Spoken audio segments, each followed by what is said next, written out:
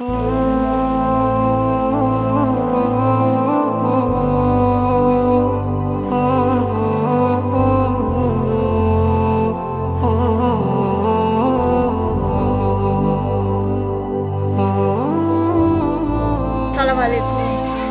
নাম ফাতেমা জয়ভাষা আর বাঙ্গারিঙ্গাগর। আমার পরিবারও 8 জন মানুষ, খাইয়ালা 1 জন জীবিকারী।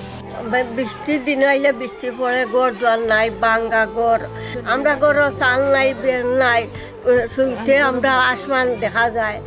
এইভাবে আমরা একটা দোয়া করলাম, মানে আমরা একটা ঘর দিতে হবে।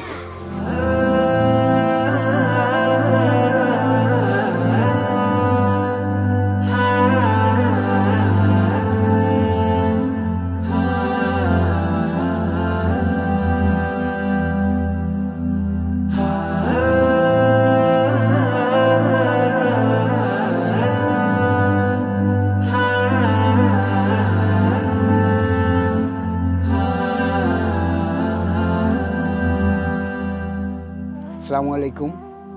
আমার নাম মোহাম্মদ আশফ মিয়া, গ্রাম মুকুন্দপুর।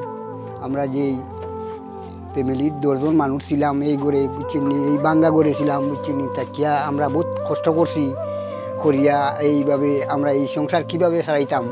আমি বহুত কষ্ট করিয়া বুঝছেন এই গড়টারে মানে মেনটেন করতাম পারছি না। যে আমার ভাই এই শোনাইয়া এটা দেখুন দেখিয়া যে তারা মায়া মহব্বত করিয়া যে আমার করিয়া এই গড়ের ব্যবস্থা করছেন করিয়া, আল্লাহর মর্জি যেই বাদে গড়টা তারা দিছে দেওয়ার বাদে আমি একটা খুব খুশি হয়েছি আল্লাহর দরবারও বুঝছেন। আল্লাহ যেভাবে আপনারা যে কষ্ট করি আপনারা দিছেন, যে আল্লাহ আপনারা কষ্টরে আল্লাহ কবুল করুক। যে আমার লাগান যে গরিব আছেন, এইরকম গরিবে যে এইরকম পায়, এইরকম আপনারা সহযোগিতা করবেন। আর কে কইতাম বুঝছেন, আল্লাহর বাস্তে দেখুন আপনারা মায়া করছেন, আরও মায়া কর্তা এইটাই আপনার ভাবে আমার অনুরোধ রইল আর বুঝছেন। আর এটা কইতাম আমি খুব একটা খুশি হয়েছি আমার পরিবার লইয়া।